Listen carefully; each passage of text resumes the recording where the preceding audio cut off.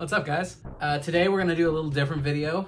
Normally I'm over there standing in front of that and we're talking to each other about some kind of topic or whatever, but today I actually need to be at my computer because what we're gonna talk about today is how I catalog my games. So you ever have that instance where you're out at a shop or you're at a convention and you're looking at all the games down there and you pick up one and it's like, I don't remember if I have this or not. I want this, but I don't remember if I have it. To prevent that, it's very helpful to have some kind of catalog that's just like a running tally of every game that you have. You can catalog your games in any way that works for you. What I found important when I first started doing it was that I wanted to be able to access the list from anywhere.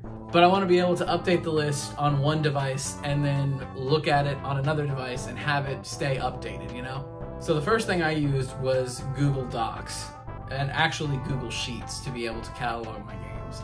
We're gonna just zip up now so you can see the old spreadsheet that I had. I had here a Google spreadsheet that had everything that I was actively collecting, whether that be NES games, Super Nintendo games, N64 games. That was the one I'm actually working on, and Genesis games. But it's just a spreadsheet that I had that I could update as I got games. You see, I have 4 different actual sections here.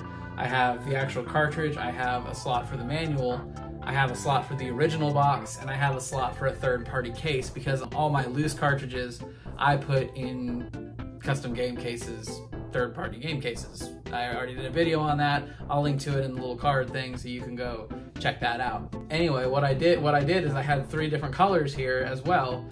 I had this pale red, which was for if I did not own it. So as you can see, pretty much everything is that pale red until you actually get something that I owned. I had it turned green if I actually owned the item, whether that be the cartridge, whether that be any of these. I can click it, change the color to make it green. If I owned the third-party case, a third-party case for that 007 game, I could do that.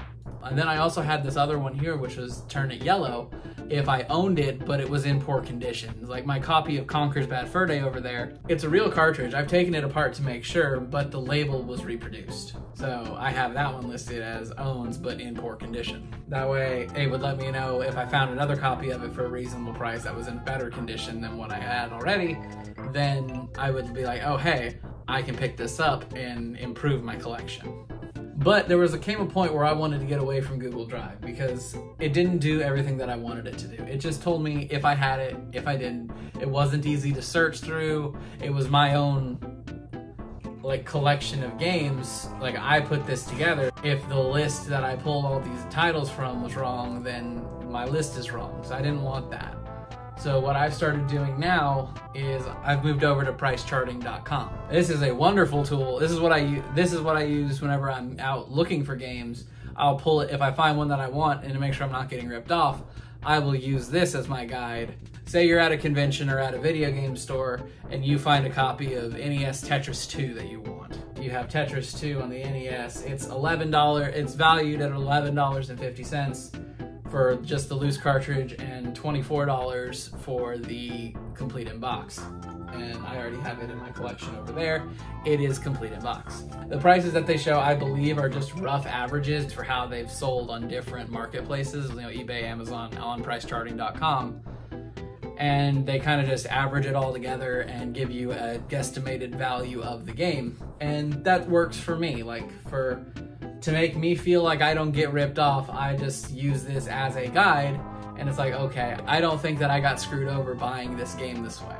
I allow myself to go a bit above that because I understand, you know, stores are gonna wanna sell at it to get a profit, and whenever they buy something from a person, that person's gonna wanna not get ripped off. So this is just a good guide to make sure you're not getting screwed. So if something's a couple bucks over value here, then that's still fair in my opinion. One of the things that I like about it and why I've chosen to use Price Charter as my thing is because you can just do a quick search. Let's say I'm at a convention and I'm just wanting to add some numbers to my N64 collection.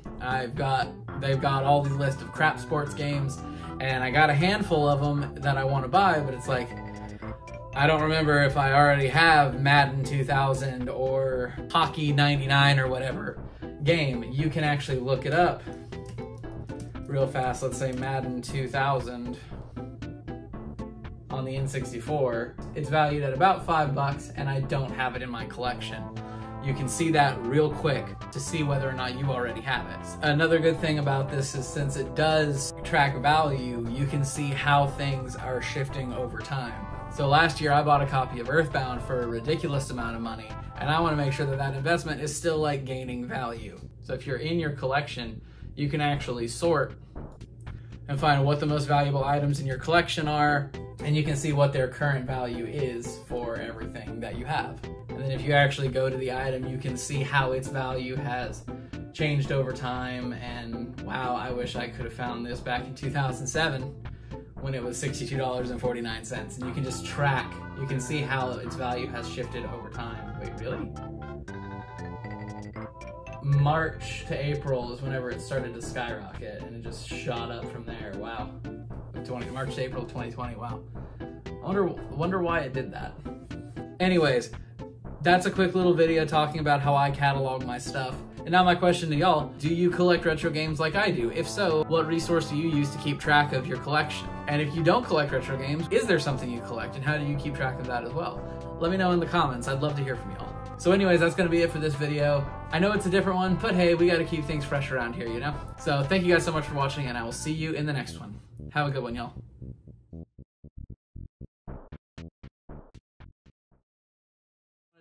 I wanted to be able to update it on my computer and then be able to pull it up on my phone.